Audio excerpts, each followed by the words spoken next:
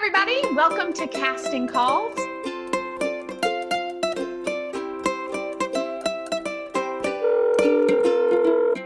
Today, our guest is Lori Wyman. I think one of the most prolific casting directors in the Southeast.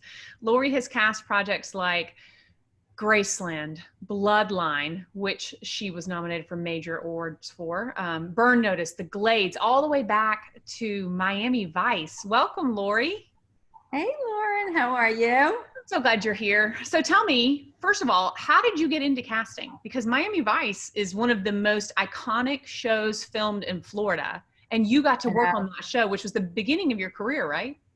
Pretty much. When I graduated from college, I was kind of lucky in the respect that the biggest talent agency down here was called Act One, and they were looking for somebody to do filing and typing. And so the woman who owned Act One had graduated from the University of Miami, so she reached out to one of her professors, who was one of my professors, made an announcement and said, there's this company that's looking, and I'd heard of Act One. I knew people who were registered with them.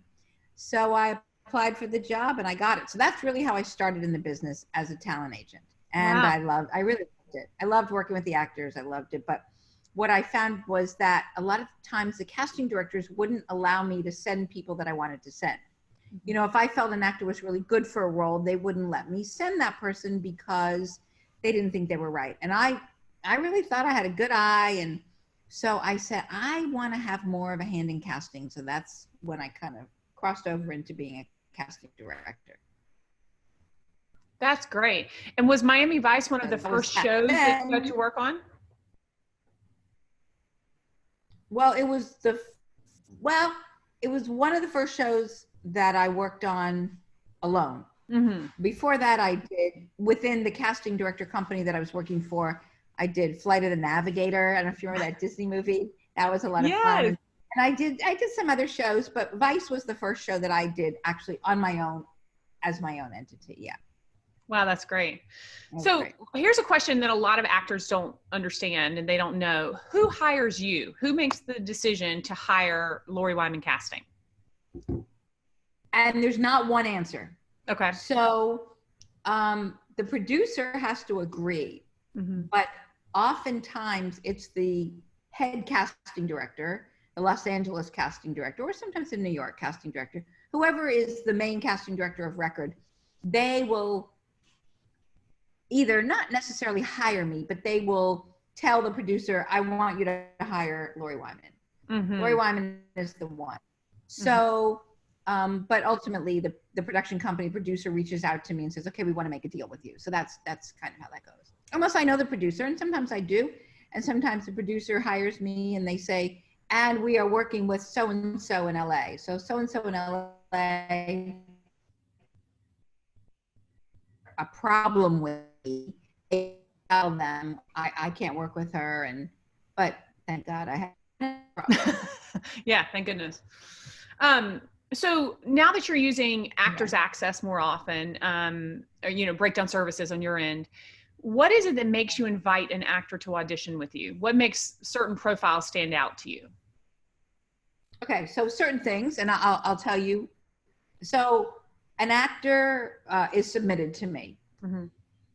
If I know you, if you're in Florida, if you're in the Southeast, chances are excellent that I already know you. Right. And if I know you and I think that you're right for the role, I will ask for you to be to submit your self-tape.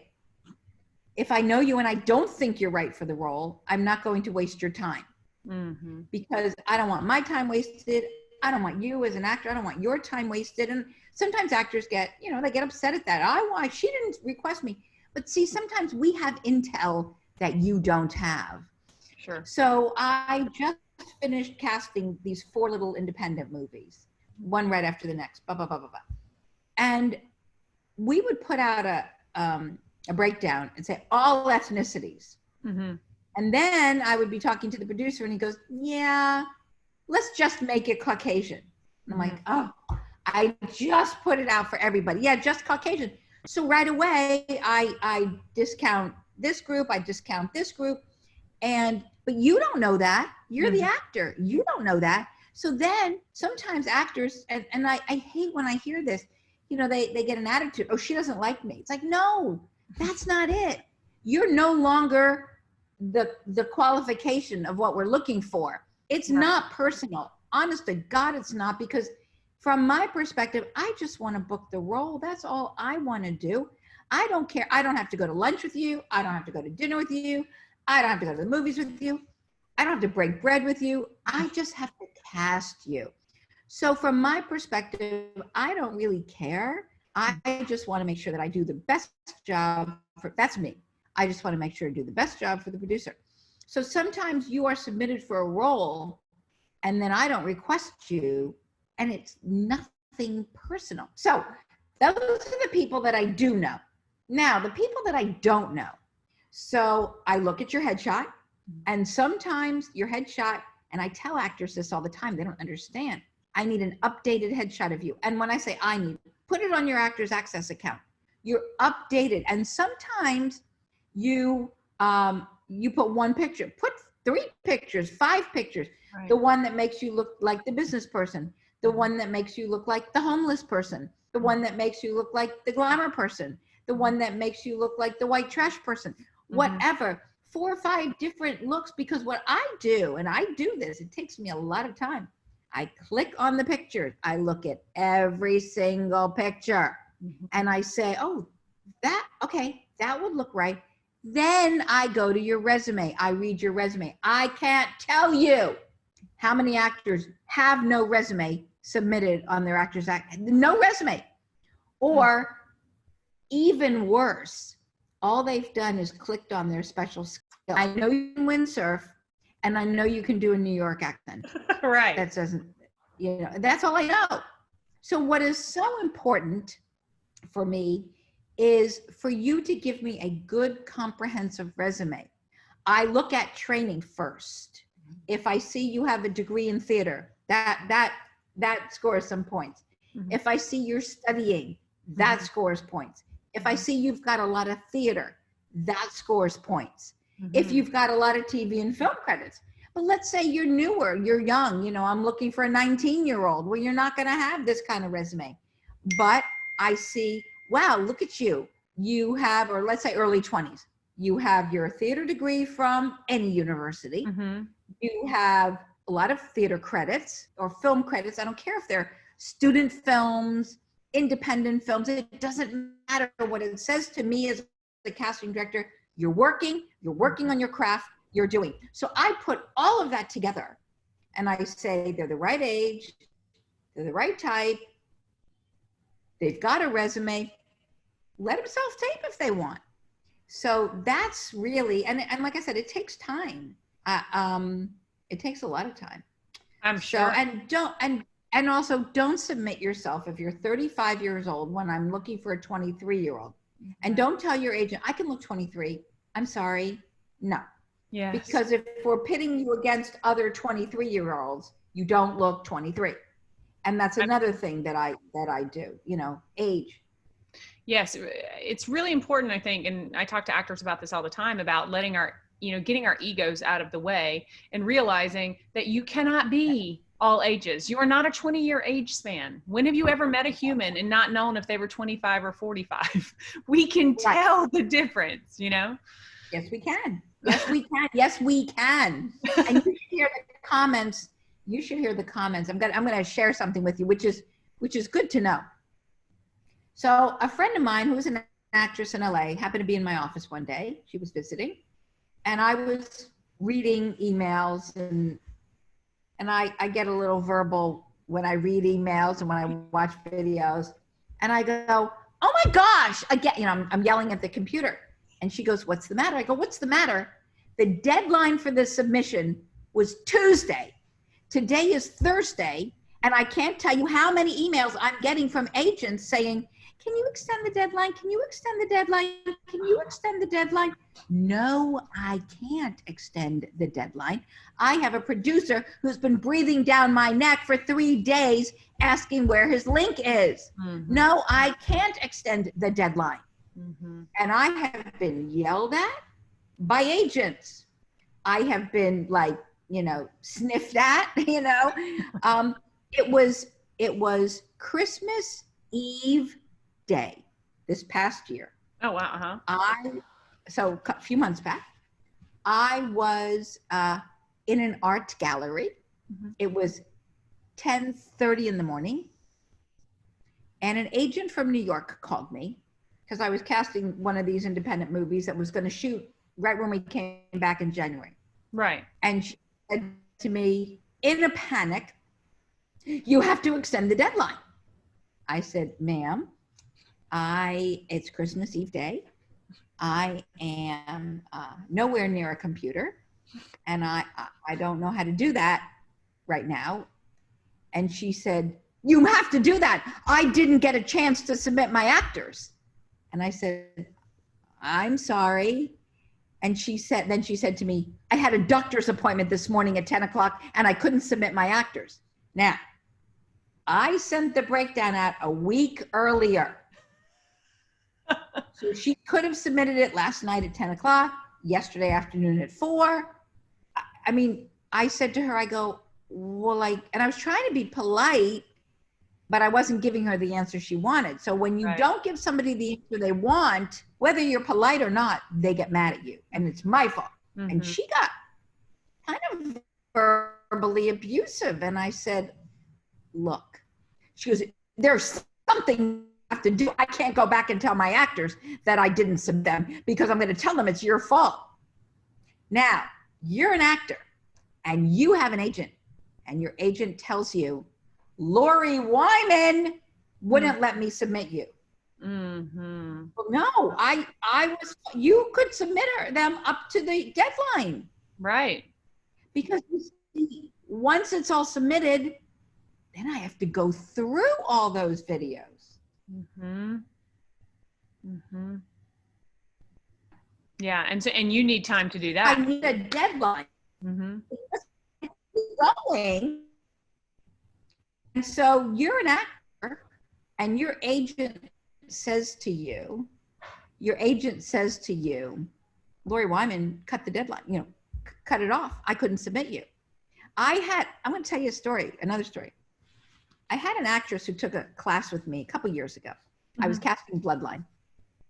And I said to her, "Oh, nice to see you." She goes, "Well, the reason I'm taking this class is because you wouldn't let me be submitted for your show." I said, "Well, I don't ever want anyone taking a class with me.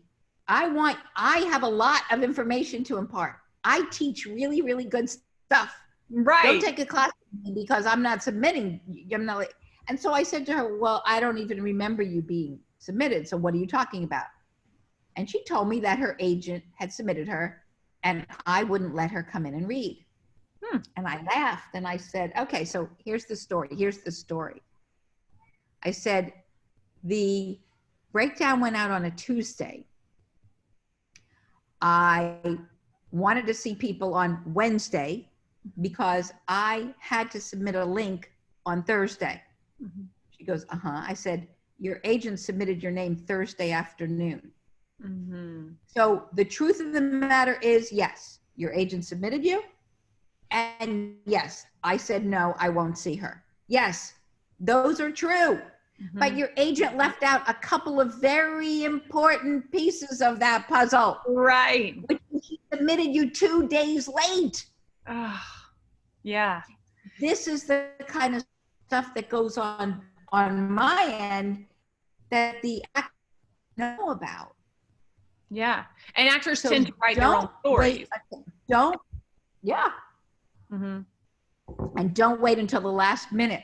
I sent out a newsletter, I don't know, not that long ago. I don't know how many people read it, but I'm going to tell you another little, don't wait until the last minute to submit your tape story. Okay. I was doing a sitcom a couple years ago, and I put the breakdown out, and I asked for videotapes by Tuesday of that week.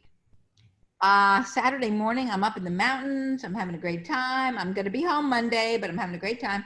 Saturday morning, I get a call from the producer, and he says to me, "I haven't gotten a link yet."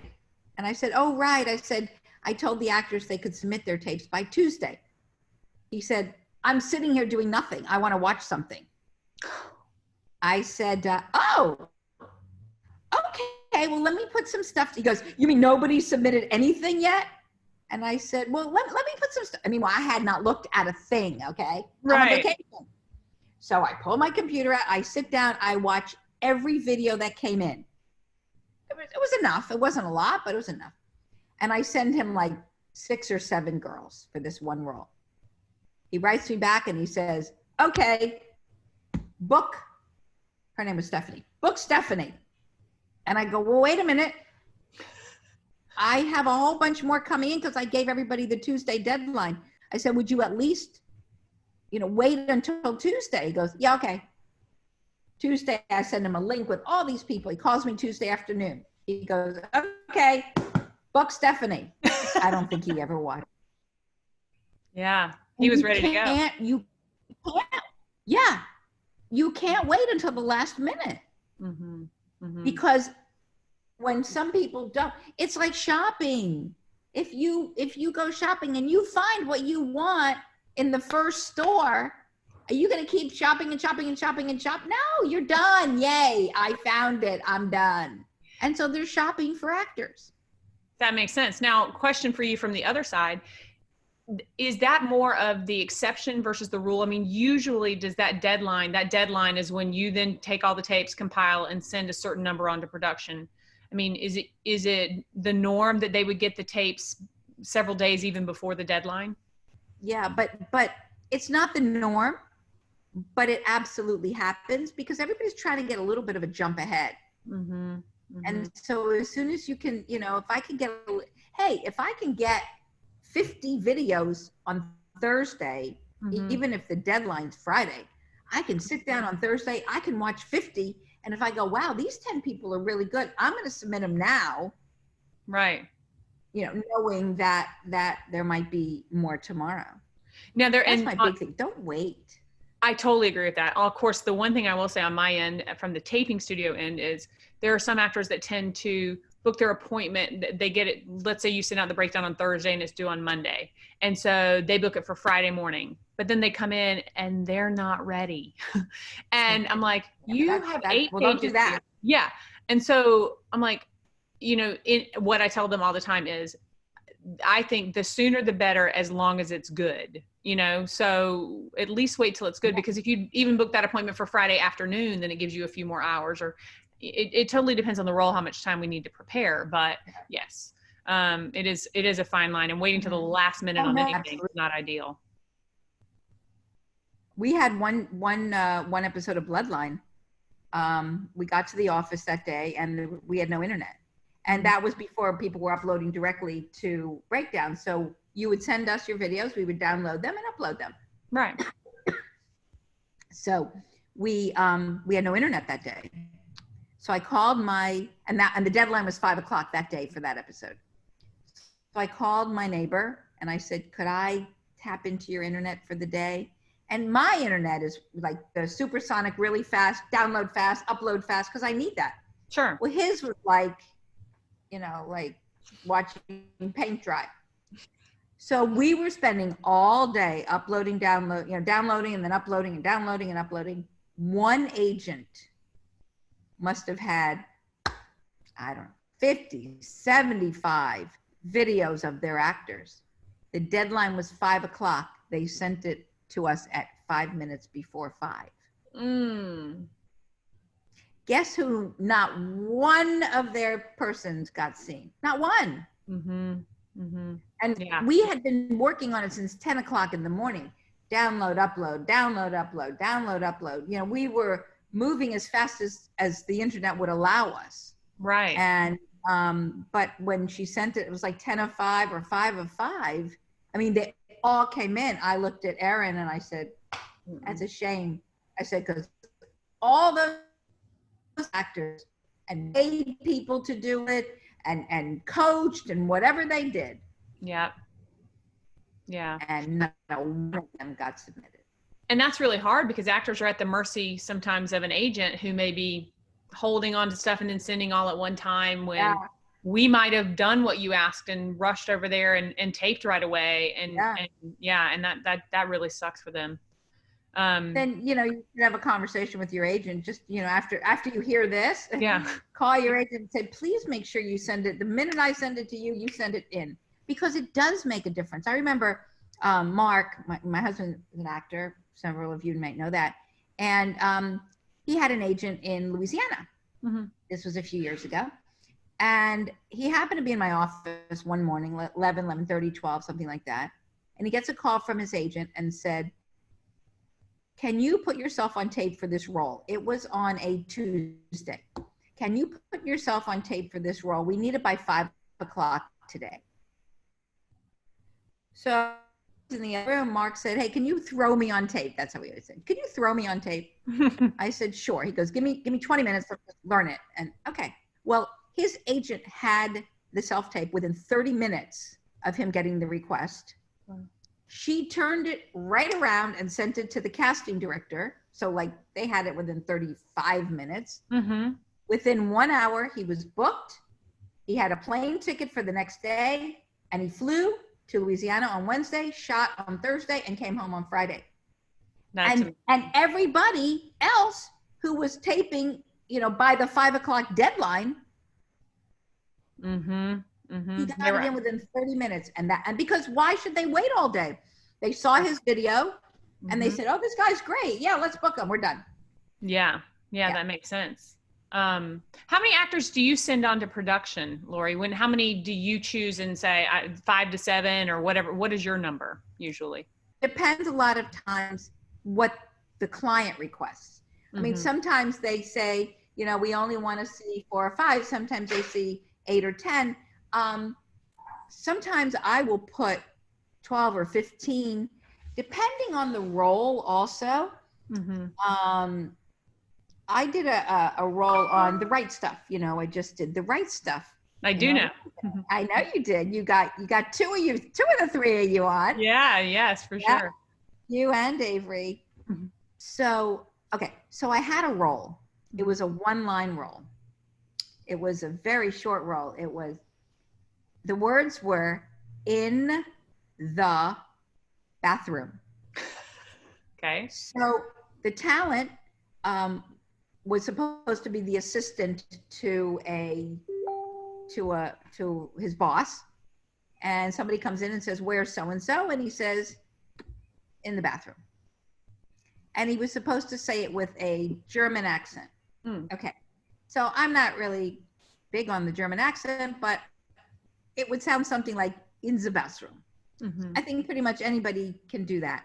So I needed a guy who had to be young, in his 20s, who looked like he could be German and was able to say those 3 words with a German accent. I put the call out to everybody in the state of Florida. I got two name submissions. 2 names.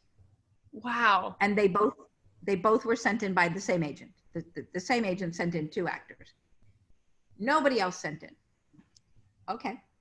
So I requested those 2 to self-tape. Sure. I figured after they self-tape, you know, I'll have to put it out again. I need to see more. I don't know what's going on. Well, in between the time that I asked for those 2 and started looking for more, I get a call from production saying, we need the videos now because this part is going to work right away. Only one of those 2 actors had taped. Only one. So I sent in 1. That's all I had. Right. It's all I had. I sent in the 1 guy. They go, yeah, he's fine. He ended up working 2 episodes. He ended up making $6,000 or $8,000. Nice. Everywhere his boss was, he appeared. You know, the little assistant. And that was a gift. The guy was like, this is great. You know? It was like his first job. He's like, wow. This is easy. Originally his role was supposed to pay him $18,000. Wow. But somebody got a hold of the budget and said, we can't pay this kid $18,000 to say in the bathroom. Right. Right. That's funny. Yeah.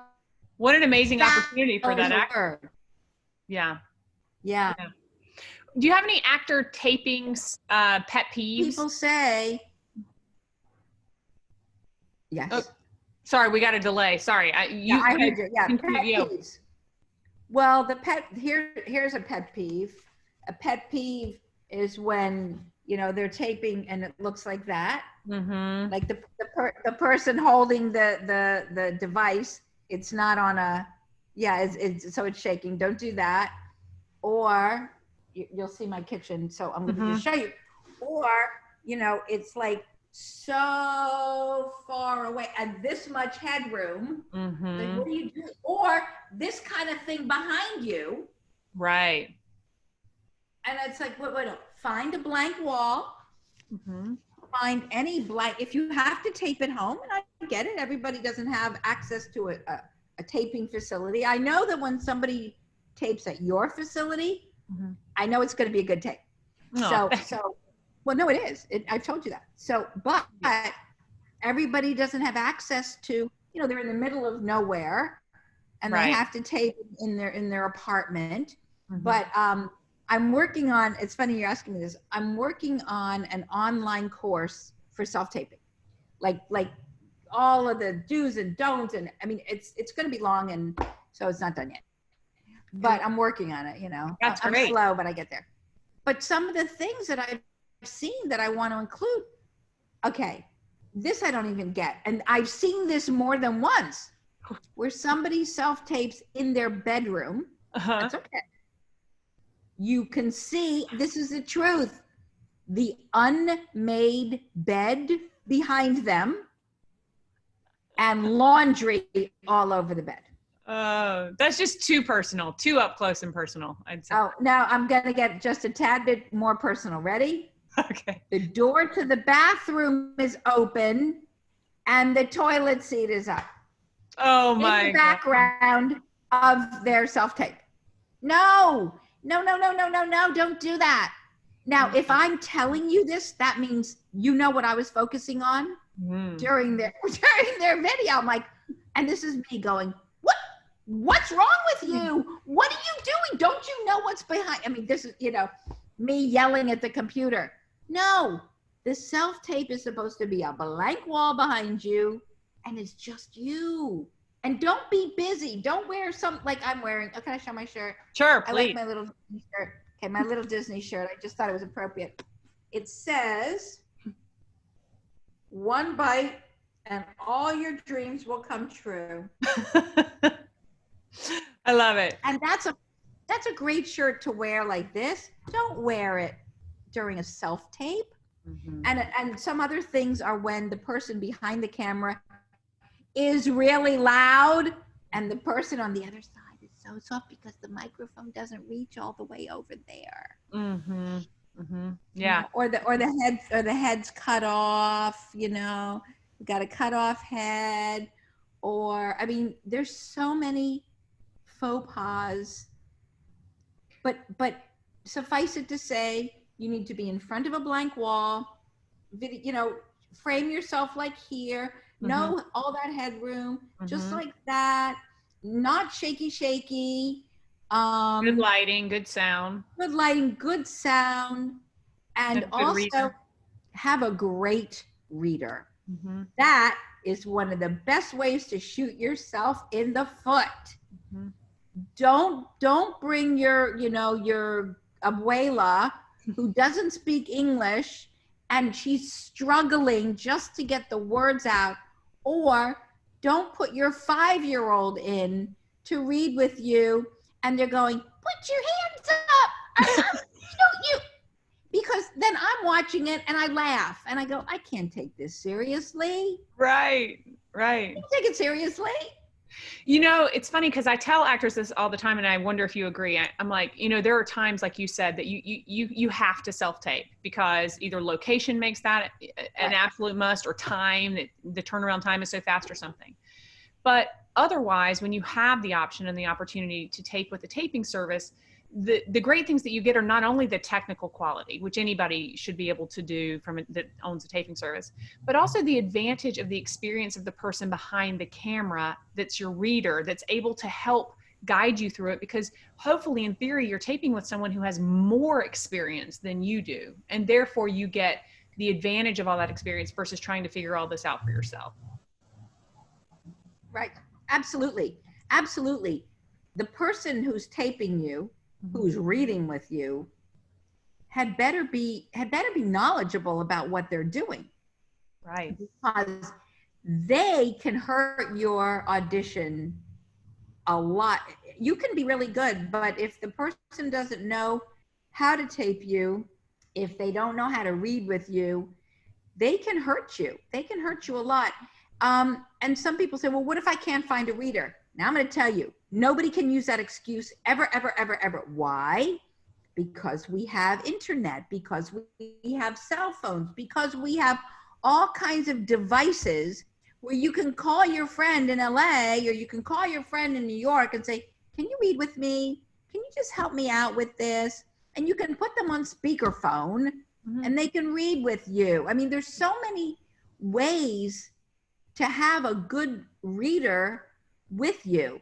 I've seen people who record themselves and read back with themselves.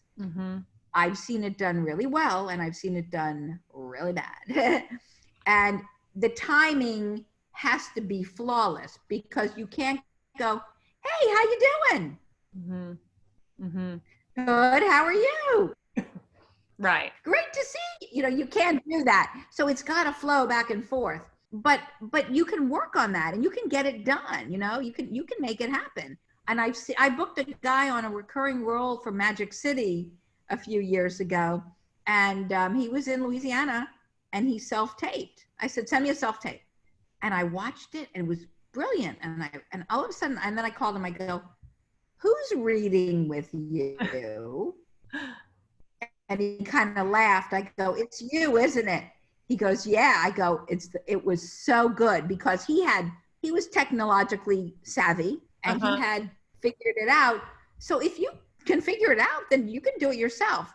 But don't do it where it looks like one of those bad Japanese movies where the mouth is moving and the sound is not, one of those. And I also feel like I have to say to some, and this is the thing that actors have to understand, is some casting directors will allow things like, okay, I had my friend on speakerphone, but you could tell they were on speakerphone. And some are are a little more harsh than you. And we'll even sometimes see in the breakdowns, absolutely must have a live reader, no, recorded. But that's probably because of past experiences where they had people that weren't tech savvy that messed it all up for everything. Yeah, I read some of those things that the casting directors write. I read some of those and I laugh. I always say to Erin, I go, look at this one. Look what they must have had. Because, where do those things come from?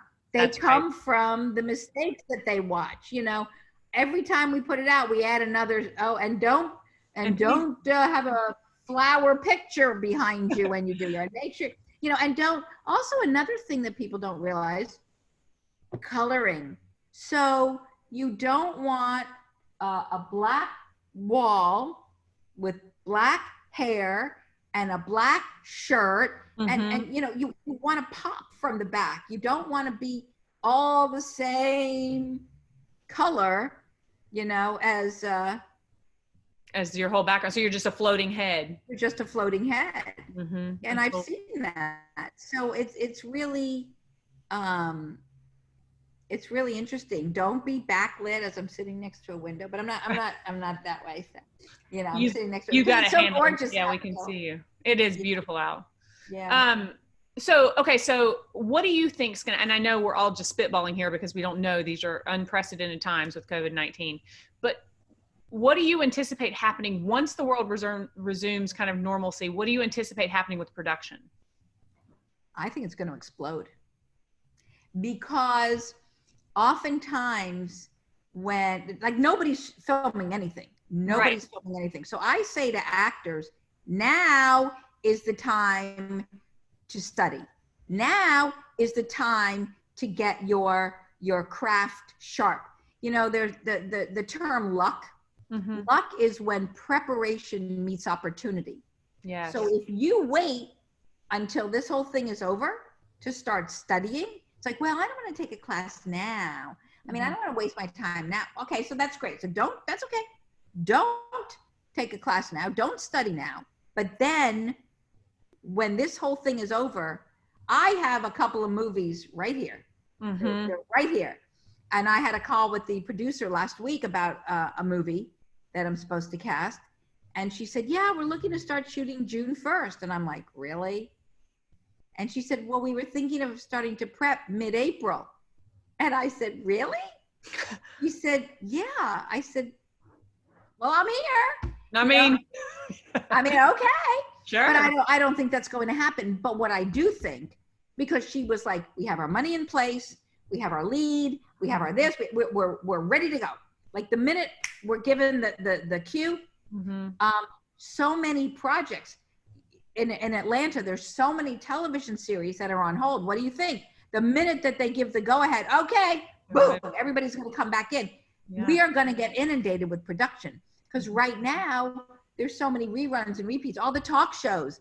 Poor Ellen DeGeneres, she's on Instagram every day, twiddling her thumbs and playing, with the animals and because nobody has anything to do right now. Right. But the minute we are given the green light, production is going to explode. I do believe that. I firmly believe that. And so I know for me, I'm offering a couple of classes now. I have time. Right. People are like, well, I'll wait until until we come back before. I'm like, well, then I'm not going to have time. And then you're not going to be prepared because you are going to waste this time. I put out a newsletter a week or two ago. I go, don't waste this time. Do things. Clean out closets. Clean your house. Yes. I just cleaned out my old car. Just cleaned out. Oh my God! Like I was saying earlier, I can't believe that all this stuff fit into like this little console. Right.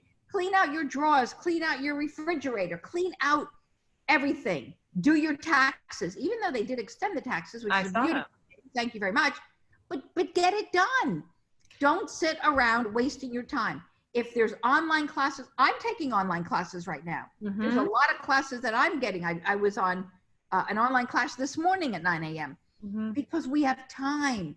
Don't waste your time. So that's my feeling.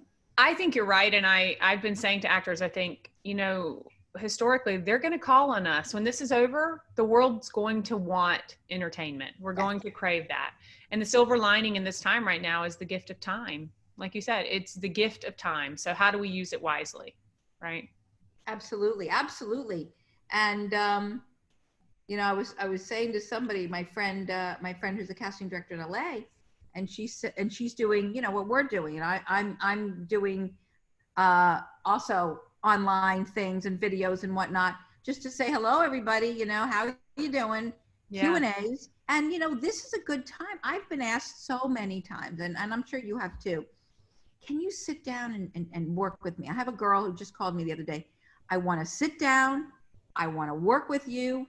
I never have the time. She never has the time. I'm like, yeah, let's do that. So tomorrow afternoon, we're doing like a one-on-one, let's analyze your career. This is the time. If you're wondering like, how can I do, I'm not happy with what I look like. I'm not happy. I need a makeover. Now is the time. Take advantage, because when the production explodes, when this is all over and people call me, can I sit down and talk with you now? No, I'm busy. I'm busy. But now that we're all sitting around here going, okay, you know what? Let's lay the groundwork. I'm thrilled. I have thrown out so many boxes of magazines and books and papers and we're feeling lighter, and we're feeling, more organized. More organized. Don't waste this time is really my motto right now. I love that. And the last thing I want to ask you, you've had so much great information. I want to ask you something, just to hear a little bit about you. If you were not in casting, if you lived in a parallel universe, what job would you have besides casting director? Birds. I said birds having a heart attack out there. I love speaking. And I love motivating people. And I would just be and I haven't abandoned this, just to be a straight motivational speaker. Yes. But for artists, for actors, for people of the arts, because this industry that we are in, so many people poo-poo it, and so many people put it down, and so many people, you know, when I teach, and I'm sure you've experienced this as well, I get people in there. I mean, I get people who downright cry because they went to college and they majored in something that they never wanted to study because their parents told them, you're going to go to college and you're going to major in something real, you know, accounting or law or whatever, because this acting thing it's ridiculous. And I've had people just bawling in my classes when I try to really motivate them and go, you know, I believe anything is possible. I believe that you can accomplish anything. Anything. I really, really do. And I love watching motivational videos. I love listening to motivational speakers.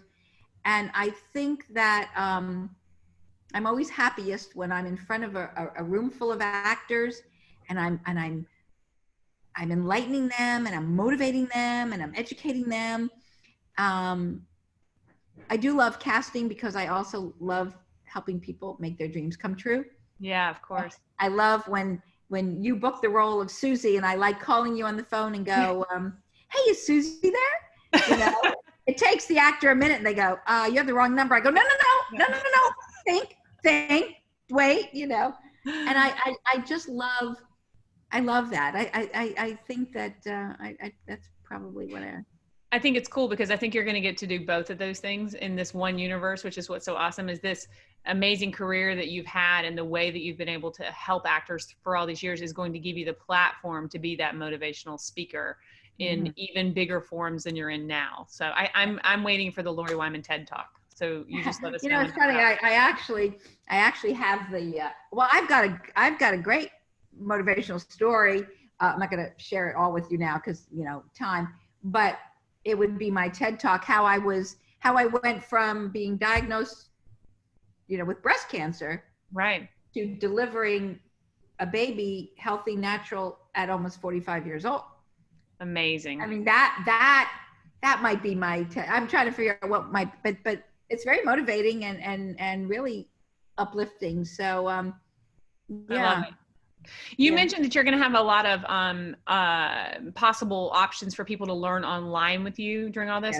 Yes. Do they sign up for your newsletter? How should I send them? They can sign up for my newsletter. They can go to theorganicactor.com. Whenever I say the, people go the, I go the THE, theorganicactor.com, and they can sign up for the newsletter. Or if you go to theorganicactor.com and then go on click on calendar. When I have stuff going on, I put it on the calendar.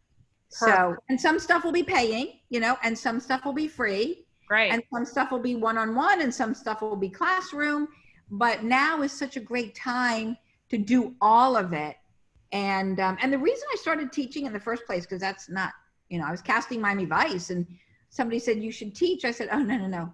And they said, Lori, you possess so much knowledge and so much information.